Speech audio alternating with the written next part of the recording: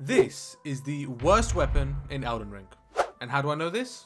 A tier list from someone who you might know, called Rusty. Thank you, Rusty. For those of you that haven't seen the tier list, the weapons that we'll be working with include the Weathered Straightsword, the Sentry's Torch, and the Soldier's Crossbow. There are 5 main rune bearers that we need to defeat in addition to 2 secret rune bearers, with one being the hardest boss in the game. And with that, let's just jump straight in so you can follow along on what this journey looked like. When it came to picking my class, I had the intention of picking the worst class, which was probably Wretch, but also level 1 is pretty good for stat distribution. Then I realised the Prophet also comes with the worst shield in the game. So to even further reinforce how bad this run will be, we'll even be running the worst shield. I gave my character a name and jumped straight in. Since we are using only the worst weapons in the game, this means that this short spear is completely banned, so I took it off straight away. Also meaning we have no weapon. I tried my best to take down the Scion, but unsurprisingly, he got me. I made my way to the nearby church and paid Carla a visit, and whilst making my way to get Torrent, I wanted to highlight the very apparent issue at hand. I have no weapon. Bringing up the map, currently we are here. Our 3 weapons allowed to be used are located here, here, and here. The torch, located here, is definitely way too far out of reach for us now. And the Weathered Straightsword requires us to kill Margit to enter into the castle and find the enemies that hold it. Therefore, we're left with the Soldier's Crossbow, located here. It's completely manageable getting to this location, however, the weapon itself is obtained through a low drop chance when killing these guys. You know what that means. Despite how painfully long it takes to kill them, also having to kill this guy too, thankfully I got very lucky to receive it on my first drop. Meaning we have something to kill things with, except it's literally the worst weapon in the game. And we have to buy ammo, so it sucks. But we can manage. After doing my normal route to collect some upgrade materials,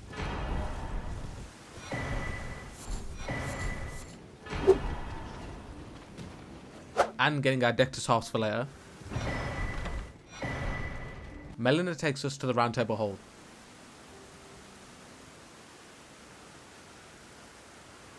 I purchased some bolts, and I wanted to see just how bad this unupgraded crossbow was, and basically gauge how much I had to do to make it work.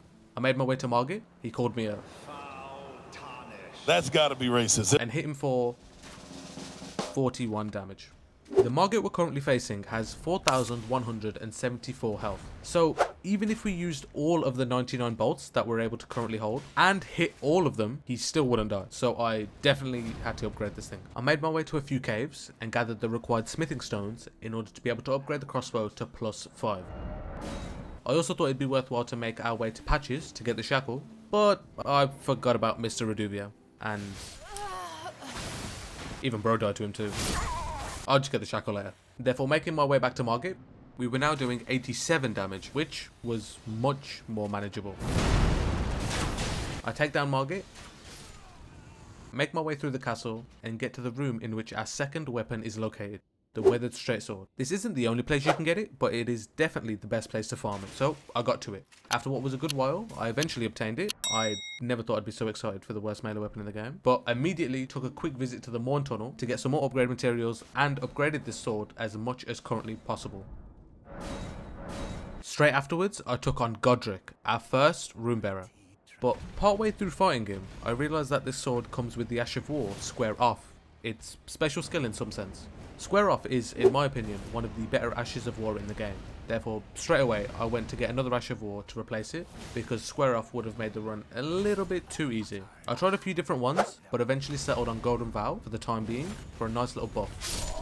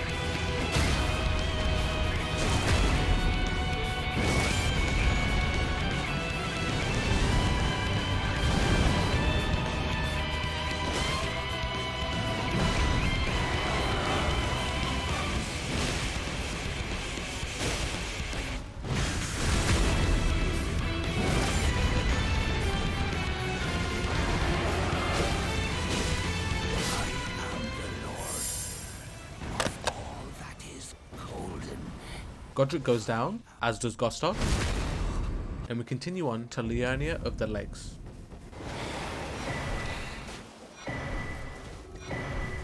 After getting the maps, I went down into the Crystal Tunnel to get my first Smithing Stone Bell Bearing, allowing me to upgrade my weapon to +8 with the resources I had at the time.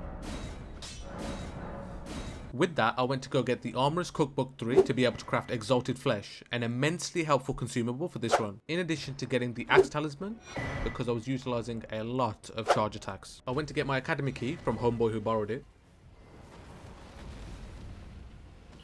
and access the Academy. I made my way through, taking down the Red Wolf, but also getting my career ended by Moongrum like 100 times. Yes! Yes! Yes! Finally leading us on to our next Rune Bearer against Renala.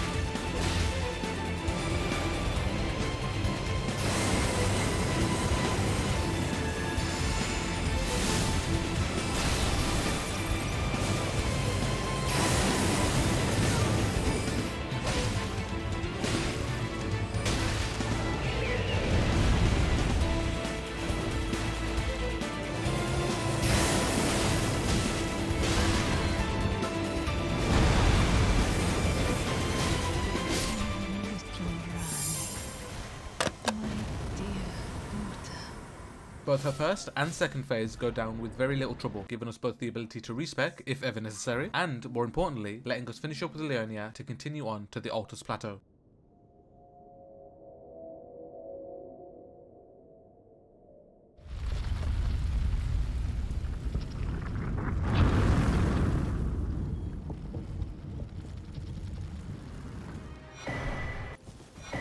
I find myself at the capital outskirts, fight Margit 2, and make our way to the merchant nearby in order to receive our last weapon for the run.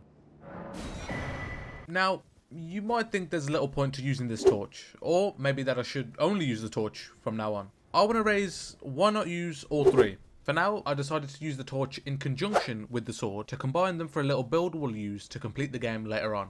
Remember, these are still the two worst melee weapons in the game, so they're not great, but I can confidently say we do end up making them work. With our arsenal now finished, all three weapons, I went down to the sealed tunnel for this chest, where we will receive our second smithing stone bell bearing, allowing us to be able to upgrade our weapon to +12. Also picking up some somber smithing stones for our torch. Man, I'm dead.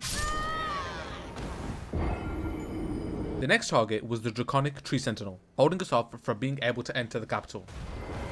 Now, I was tempted to push him off the cliff.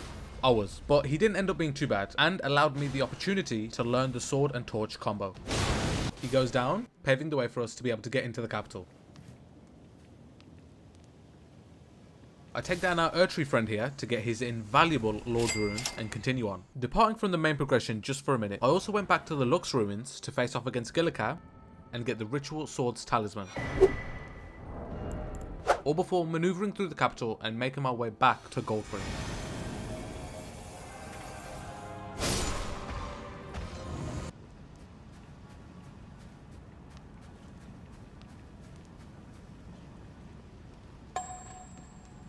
After taking on that previous boss, and before we get into the next one, I wanted to make my way to Caelid, another region of the game, to not only get a new fit, but uncover the rest of the available map. Venturing back towards the Capital Colosseum to get our Ritual Shield Talisman, and take on our third Rune Bearer and Defender of the Erdtree, Morgott, the real one this time. What is thy business with these thrones?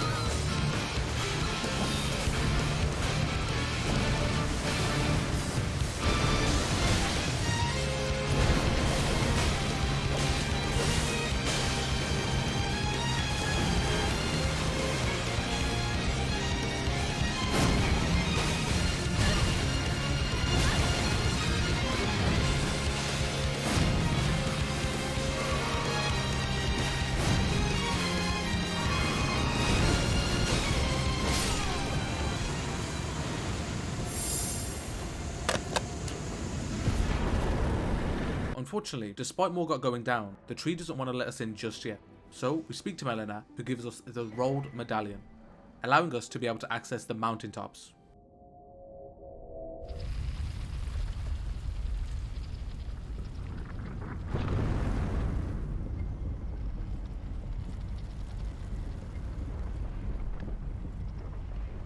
Straight after the lift, we're able to explore the ruins nearby and get our third smithing stone bell bearer, allowing us to upgrade our weapons to plus 18 now.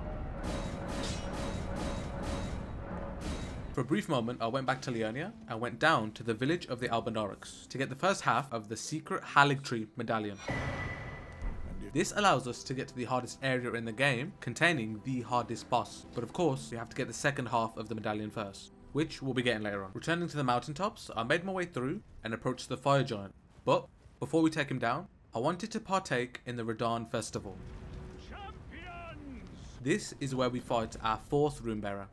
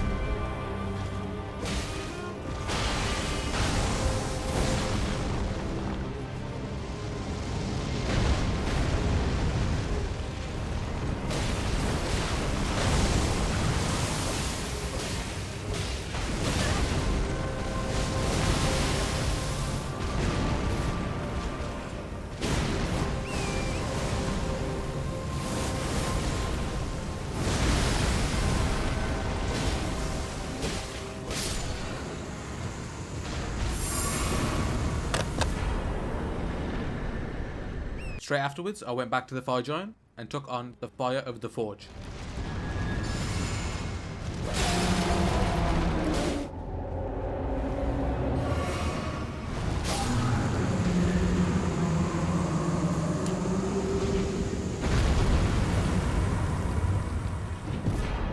I made my way to the top of the forge and spoke with Melina to plan how we're going to burn the Erdtree.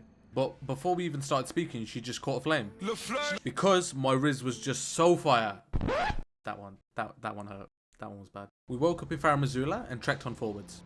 In the middle of my journey through Farum, I also went to get the green turtle talisman because you can never have enough stamina recovery.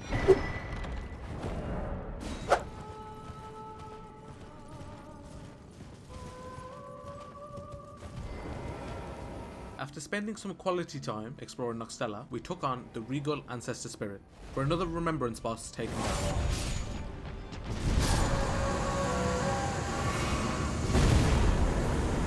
And leading us on to our next boss, the Godskin Duo. This fight was hell. It was so bad, as it normally is to be fair, but what made it worse is that I didn't want to use any sleep pots. For those unaware, the very commonly used strategy for this awfully designed boss is to take advantage of sleep pots to put them to sleep and to make it into two 1v1s. Without that, however, left me in a very troublesome position. So I got to thinking and remembered a very certain Ash of War, which is gonna let me cheese them, but more importantly, is gonna let me beat them, and it is called the Hoarfrost Stomp.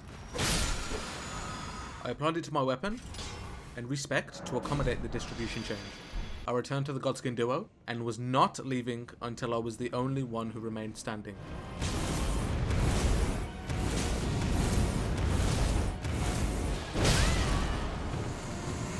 Upon their defeat, we got our very final Smithing Stone Bellbearer, and you guys know by now, that allows us to upgrade our weapon, but not only more this time, but to the maximum possible level our weapon can be upgraded to.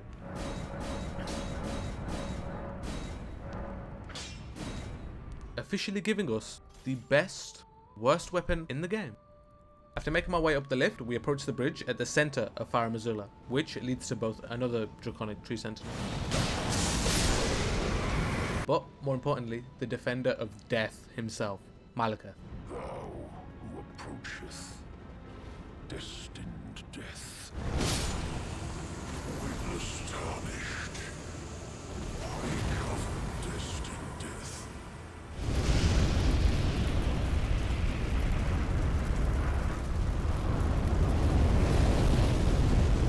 Because of the Erdtree being lit aflame, the capital has become covered in ash. What was previously known as Leyndell was now a desert of isolation. Whilst making my way back to the foot of the Erdtree, where we had previously fought Goldfree, another foe was waiting for us. Boy, it was only Gideon. Fight back! Fight back! Also, do not worry, I did not use the Mimic for everything, it was just Gideon. He had it coming. Awaiting us, where we had previously fought Margit, was Godfrey, the first Elden Lord. and upon getting him down to half health, he reveals his true form. Now I fight as Horalu. Warrior! I would showcase the entirety of this fight, but after fighting Godfrey so many times, no matter what weapon you're using, his moves are pretty telegraphed. Plus, in respect of your time, we have a few fights coming up, back to back to back, in which we will be showing all of. But do not let that take away from the importance attached to this fight. Upon defeating Horalu, the gates to the Erdtree open up and pave the way for us to be able to take on the final boss, withholding the Elden Ring from us. However, I did mention earlier that there were 5 rune bearers that would be taken on, in addition to the 2 secret ones. But we've only defeated 4. This is exactly where we're going right now. In order to get the second half of the aforementioned secret Haligtree medallion, we need to defeat Commander Niall. Despite our weapon, he goes down with help from our Ash of War, and I continue on to receive our second half of the medallion. I also took a quick detour to get the Great Jar's Arsenal Talisman, heightening our equip load and allowing us to be able to equip better armor without any detriment. Therefore, I went to go get our final fit change of the run. I also killed Placiduce X. I mean, why not? He had it coming.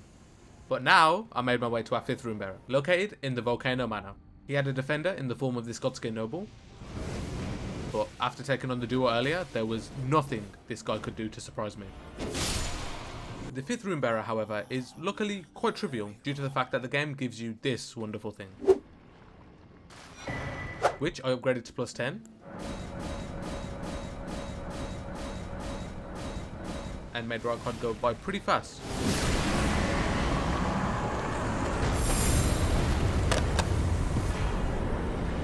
I would be upset that our last rune bearer went by so quick, but it allows us to get onto our 2 final bosses before the final boss even faster. I'll hoist our secret medallion and gain access to the consecrated snowfield, where we take this teleporter to be able to access Mogwin's palace. Making my way up to the top, I enter the domain of the Lord of Blood.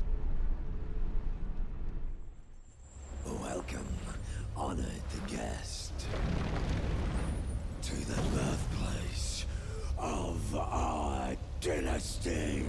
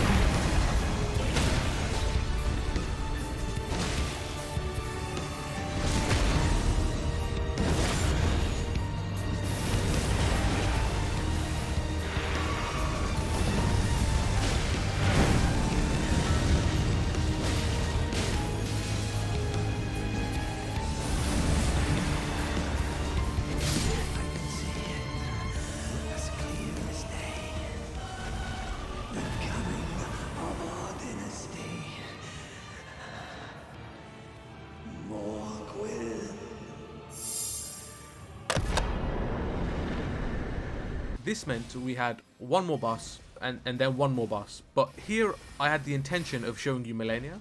But Melania was just giving me so much trouble that I just said fuck it. We'll do Radagon first and then come back. So, before we get onto the hardest boss in the game, I entered the Erdtree and faced off against Marika. Radagon.